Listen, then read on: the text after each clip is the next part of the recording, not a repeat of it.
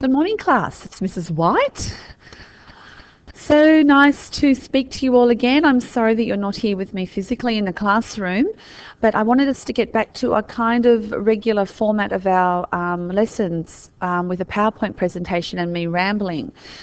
The good news for you guys is that I'm restricted to a 10-minute limit on YouTube, so my rambling will be brief.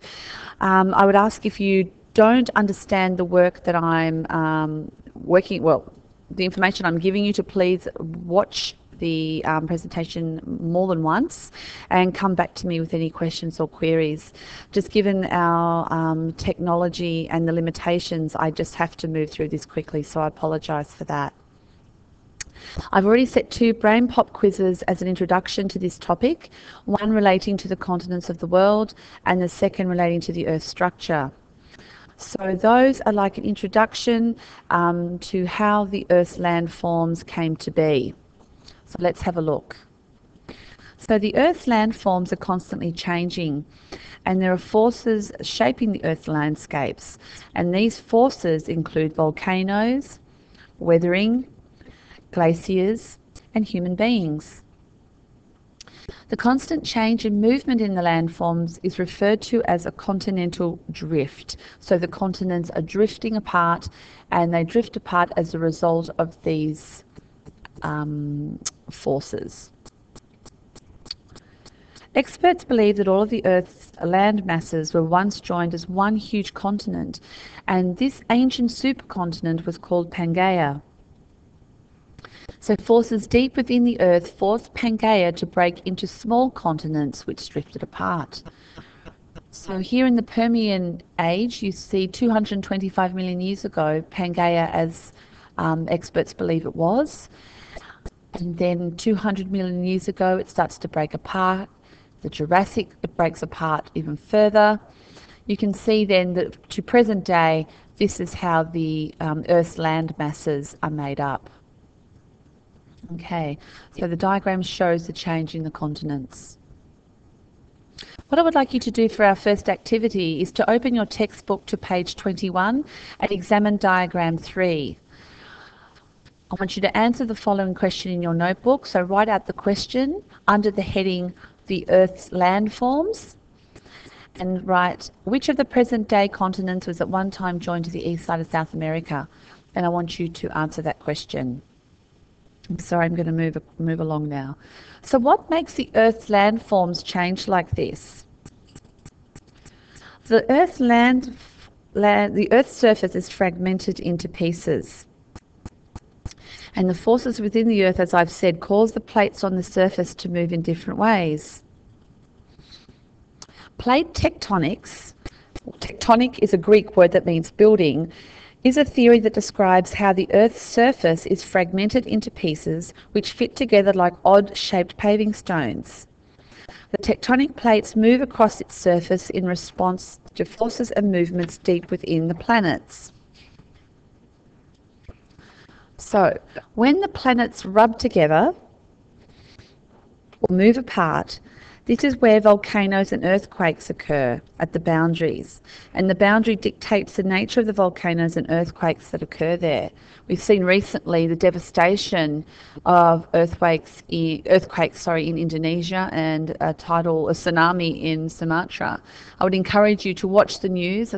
Sometimes it's a little grim, of course, but the force of the earthquake and the tsunami there is quite interesting. I would like you to click on this website, or I will try and click on it. Hopefully it will load quickly. I had some trouble with this loading quickly yesterday. And what this is it's a global view of the Himalayan mountains and the plates that cause the mountains to rise up. This is something I want to discuss with you in a moment. But if it lets me zoom in, hopefully quickly, because I'll run out of time otherwise. Okay, I'll just try again. Okay, so this will show a convergent boundary in the Himalayan range. There are different types of boundaries. It's a very scientific approach, and for the purpose of social studies, we just need to understand that there are plates. The Earth is made up of plates which collide and rub together. I'm sorry, I'm having a bit of trouble here. Here we go. If I double click again, we've all been familiar with the difficulty technology can cause. I'm sure you're all living that nightmare as we speak. Waiting for things to load. Again, we have to be patient. So here, these are the Himalayan mountains. At that red tag that I'm trying to zoom into. And there's a plate that runs along this edge. And this white surface is, of course, the snow-capped Himalayan mountains. And if I can just zoom in quickly a little more again. You can see from an aerial view the plate. And when the two plates collide and rub together, you have earthquakes, but you also have mountains forming. Okay, let's move back. So this diagram here shows an example of drifting and colliding plates. Indonesia is home to over 125 active volcanoes and sits at the boundary of two plates. Whereas if you look at Australia, it sits in the middle of a plate. You can't see any plates running through the middle of Australia, and as a result of that, there are no active volcanoes at all. And Australia rarely suffers from earthquakes. So this gives you an example. All of these black cones represent volcanoes. It's quite extraordinary, and you can see how they sit along this, what they call ring of fire.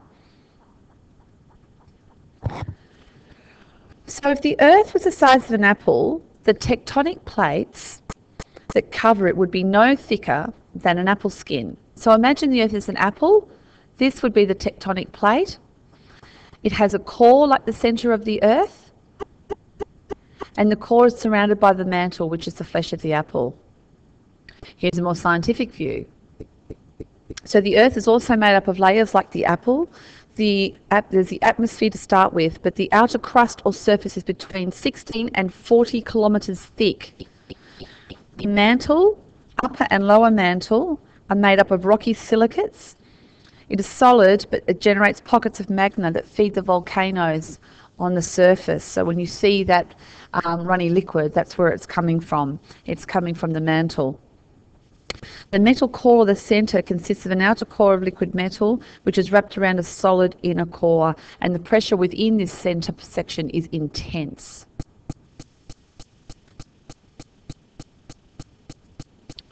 So heat from the outer core leads to changes in the Earth's surface. The heat causes the mantle to create pressure on the crust, and this forces the crust to rise in some places, and this is how mountains and plateaus are formed. When plates push together, edges crumple and fold, and this creates mountain ranges. And it pushes large blocks of rock upward.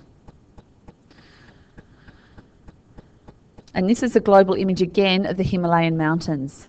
You can see, again, as I was showing you earlier, the two plates are pushed together and cause these mountains to rise up. Mountain ranges also form when two plates collide and one moves up over the other. So they can push together, crumple and fold, or they can move up over the top of each other. And the Cascade Mountains in the western United States were formed in this way. Here's an example. Stunning, isn't it? Again, I want you to, under the same heading of the Earth's landforms in your textbook, turn to page 22, and I want you to read and answer the following question in your notebook. First of all, 1, why do so many earthquakes occur along California's San Andreas Fault? And 2, how do plates create landforms? Okay, and that is the end of the story, my friends, for now. It is brief, I appreciate that, but I would encourage you to go back and watch it again. What we are looking at is how the Earth's landforms are established or formed through different natural processes at this stage. We'll move on to a little bit later how people changed our landforms, but today we're looking at the natural forces behind landforms. Lovely talking to you. Stay in touch, and I'll be posting another PowerPoint presentation a little later this week. Take care. Bye for now.